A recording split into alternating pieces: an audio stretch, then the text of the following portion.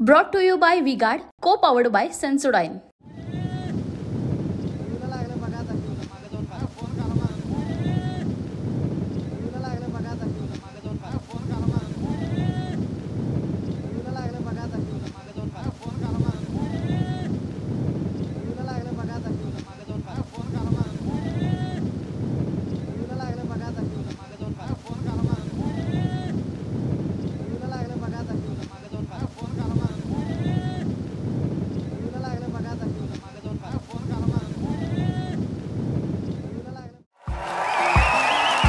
देखिए, उनका काम है अफवाह से गर्मी बढ़ाना और हमारा काम है माहौल को ठंडा रखना।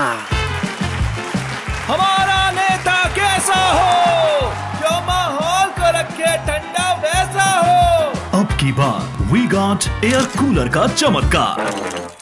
परवा दिवशी काही बंधाऱ्यातून बर्गे चोरीला गेले असं रात्री घटनात घडलं होतं। मग काही पाणी जास्त गेल्यामुळे शासनाचं दुर्लक्ष इकडं आहे पाटबंधारे खात्याचं। तशीच इथं आमचे कर्मचारी सुद्धा आहेत, त्यांनी ताबडतोब ते सूचना त्यांनी पाटबंधाऱ्याला केल्यामुळं त्यांनी आणि परत बंधाऱ्याला नवीन बर्गावरून घातल्यात। तरी माझं एक विनंती आहे की कर्नाटकला पाणी देणं गरजेचंच आहे, कारण त्यांनी आलमट्टीचं पाणी बॅग जर दिलं तर आपला महाराष्ट्रात निम्मे कोल्हापूर जिल्हा जातोय।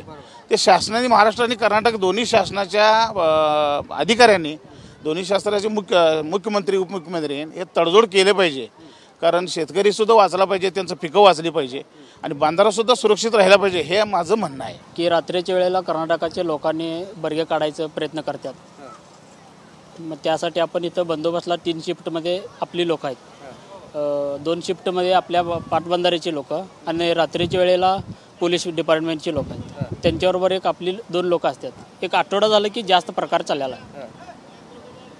मग आपण आमचे दानवेराव साहेबांनी का नाही ह्याला बंदोबस्त ठेवण्याचं हे केलं।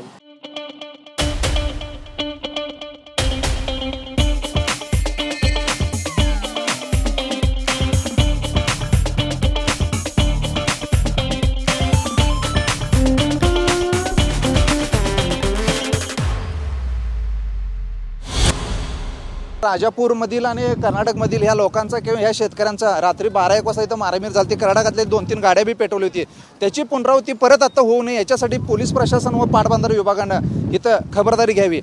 पिण्याचा पाण्याचा आणि शेतीचा जो विषय आहे, पार्थिव हे राजापूर बंधाऱ्यावर अवलंबून आहे। इथून जर पाणी कर्नाटकाला सोडलं तर वरची शेती परत वाळणार किंवा शेतकऱ्यांचं नुकसान होणार व पिण्याच्या पाण्याचा प्रश्न गंभीर होणार। त्यासाठी कर्नाटकला पाणी सोडू नये असा आमचा एक विरोध आहे। झिंझिण्यांपासून त्वरित आराम मिळवा सेन्सोडाईन रॅपिड रिलीफ बरोबर। कोल्हापूर जिल्हा हा पाणीदार जिल्हा म्हणून ओळखला जातो, मात्र या कोल्हापूर जिल्ह्याला देखील यावर्षी काही प्रमाणात टंचाईच्या झळा भासत आहेत आणि अशातच कर्नाटकाकडून महाराष्ट्रातील पाण्याच्या चोरीचे प्रकार आहेत ते उघडकीला येत आहेत। मी आता आहे महाराष्ट्र आणि कर्नाटक सीमेवर असलेल्या राजापूर बंधाऱ्यावर आणि इथली दृश्य आपण बघू शकतो। या बंधाऱ्यावर पोलीस बंदोबस्त ठेवण्यात आलेला आहे, 2 कर्मचारी या ठिकाणी नेमण्यात आले आहेत आणि त्याचं कारण असं आहे की कर्नाटकातील काही अज्ञातांकडून रात्रीच्या वेळेस या राजापूर बंधाऱ्याचे काही बर्गे जे आहेत ते वारंवार काढले जात आहेत। 2 दिवसापूर्वी तब्बल 40 बर्गे जे आहेत ते काढण्यात आलेले होते आणि यातलं बऱ्यापैकी पाणी जे आहे ते कर्नाटकामध्ये नेण्याचा प्रयत्न आहे तो केला गेलेला होता।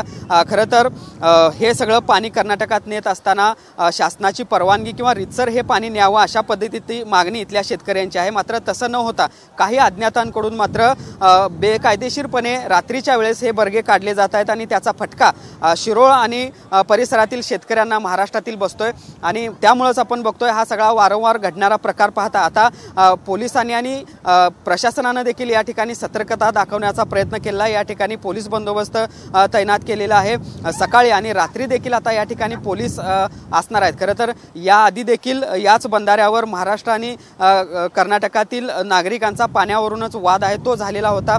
अशा पद्धतीची परिस्थिती पुन्हा एकदा होऊ नये म्हणून खरं तर ही खबरदारी प्रशासनाकडून घेतली जाते।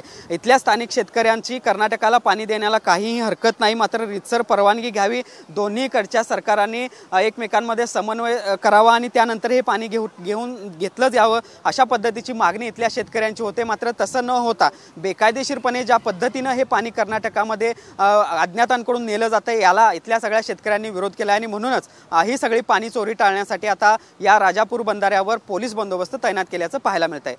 जर्नलिस्ट सुनील काटकरसह भूषण पाटील, TV9 मराठी, राजापूर बंधारा, Kolhapur. Brought to you by V-Guard, co-powered by Sensodyne.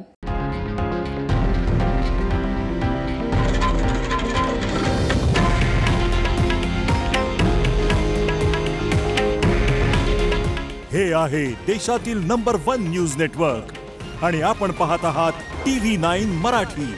काळजी तुमची, हित महाराष्ट्राचं.